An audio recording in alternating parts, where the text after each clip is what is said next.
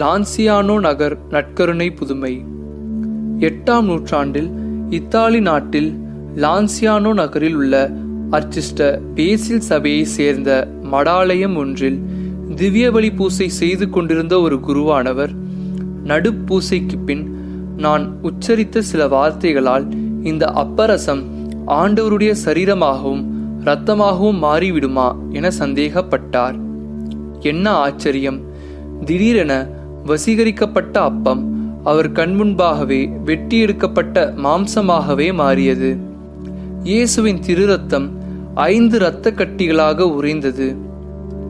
இதை கண்ட குருவானவர் கண்ணீர் விட்டு அழுது ஆராதித்தார். பின்னர் இயேசுவின் திரு சரீரத்தையும் திரு ரத்தத்தையும் அழகிய புன்கதிர் பாத்திரத்திலும் படிக கிண்ணத்திலும் பக்தி மேரையாக வைக்கப்பட்டது. 1200 ஆண்டுகளாக இன்றும் அழியாமல் நிரந்தர புதுமையாக இருக்கிறது. 4 முறை திரு சரீரத்தையும் திரு ரத்தத்தையும் அறிவியல் முறைப்படி பரிசோதனை செய்யப்பட்டது.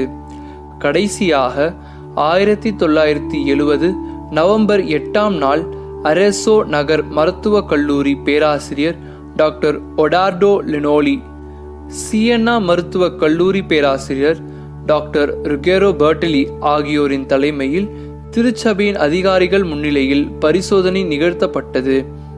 அதன் முடிவு 1971 மார்ச் 4ஆம் தேதியன்று பரிசுத்த பாப்பரசர் 6ஆம் சின்னப்பரிடம் சமர்ப்பிக்கப்பட்டு வெளியிடப்பட்டது.